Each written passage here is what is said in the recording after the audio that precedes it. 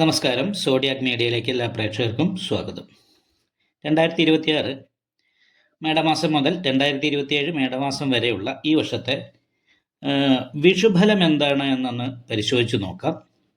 മീനശനി മിഥുന വ്യാഴം 1201 ആണ്ട് മേടമാസം 1 തീയതി ഉദയാദി 5 നാഴിക 47 വിനാഴികയ്ക്ക് ചതയ നക്ഷത്രവും കൃഷ്ണപക്ഷ ദ്വാദശി തിഥിയും പന്നിക്കരണവും ശുഭ്രനാമ ചന്ദ്രാർക്ക യോഗവും കൂടിയ ദിവസം കുംഭക്കൂറിൽ എടവലഗ്നത്തിൽ ജലഭൂതോദയത്തിലാണ് ഈ വർഷത്തെ വിഷു സംക്രമം വരുന്നത്. ശൂലശൽക്കങ്ങളിൽ ആദ്യശൽക്കമായതിനാൽ സർവാഭിഷ്ട കാര്യസിദ്ധിക്ക് യോഗമുള്ള വർഷമാണ്. അതായത് മനസ്സിൽ ആഗ്രഹിക്കുന്ന കാര്യങ്ങളൊക്കെ പൂർത്തീകരിക്കാനായിട്ട് സാധിക്കും. വളരെ കാലമായിട്ട് മനസ്സിൽ കൊണ്ടുനടന്ന പല കാര്യങ്ങളും പരിഹരിക്കാനായിട്ടും സാധിക്കുന്നതുകൊണ്ട് മാനസികമായിട്ട് സന്തോഷം അനുഭവിക്കാനായിട്ട് യോഗമുള്ള ഒരു വർഷമാണ്. അതുമാത്രമല്ല, നല്ല ദൈവാധീനം ഈ വിഷുഫലപ്രകാരം കാണുന്നുണ്ട്. നല്ല ദൈവാധീനം ഉള്ളത് കാരണം കൊണ്ട് തന്നെ കാര്യങ്ങൾക്കൊന്നും തടസ്സമില്ലാതെ തന്നെ എല്ലാ കാര്യങ്ങളും മുന്നോട്ട് കൊണ്ടുപോകാനായിട്ട് സാധിക്കും. അതായത് സ്വന്തക്കാരുമായിട്ട് നല്ല ബന്ധത്തിൽ മുന്നോട്ട് പോകാൻ സാധിക്കും. കുടുംബം ജീവിതം വളരെ ഭംഗിയായിട്ട് വളരെ സന്തോഷപ്രദമായിരിക്കും. ഈ വർഷത്തിൽ വലിയ രീതിയിലുള്ള തടസ്സങ്ങളോ പ്രതിസന്ധികളോ ഒന്നും അനുഭവിക്കാനായിട്ട് സാധ്യതയില്ലാത്തൊരു വർഷമാണ്.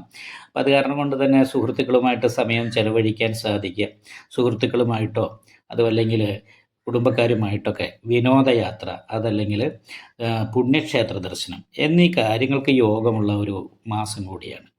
അപ്പോൾ അത് കാരണം കൊണ്ട് മാസമല്ല, വർഷം. അപ്പോൾ ഈ വർഷത്തിൽ വളരെ നല്ല അനുകൂലമായിരിക്കുന്ന ഗുണഫലങ്ങളാണ് വിഷുഫലപ്രകാരം കാണുന്നത്.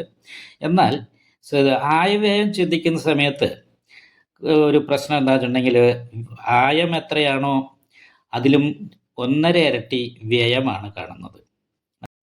100 രൂപ കയ്യിൽ കിട്ടുമ്പോൾ 140 രൂപ ചിലവായിട്ട് വരുന്ന ഒരു അവസ്ഥയാണുള്ളത്. അപ്പോൾ അത് കാരണം കൊണ്ട് തന്നെ സാമ്പത്തിക ഞെരുക്കം അനുഭവപ്പെടാനുള്ള സാധ്യതയുണ്ട്.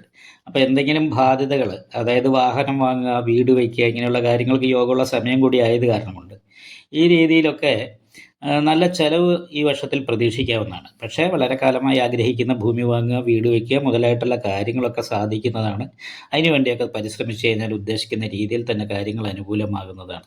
അതുകൂടാതെ കണ്ട് മംഗളകർമ്മങ്ങളൊക്കെ ഭവനാശ്രമത്തിൽ നടക്കാൻ യോഗമുണ്ട്. അതായത് വിവാഹം കഴിയാതെ നിൽക്കുന്ന ആൾക്കാർക്ക് ഇഷ്ടപ്പെട്ട ബന്ധം വരികയും നല്ല വിവാഹങ്ങളൊക്കെ നടക്കാനുള്ള യോഗമുണ്ട്. കുട്ടികളില്ലാത്തവർക്ക് കുട്ടികൾ ഉണ്ടാകാനായിട്ട് യോഗമുണ്ട്.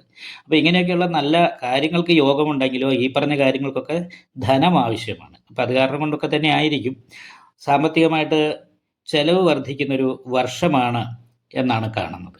അപ്പോൾ അത് മനസ്സിലാക്കിക്കൊണ്ട് തന്നെ വളരെ ശ്രദ്ധിച്ച് മുന്നോട്ട് പോയാൽ വളരെ നല്ല അനുകൂലമായിരിക്കുന്ന ഗുണഫലങ്ങൾ അനുഭവിക്കാൻ ഈ മാസത്തിൽ സാധിക്കും, ഈ വർഷത്തിൽ സാധിക്കും.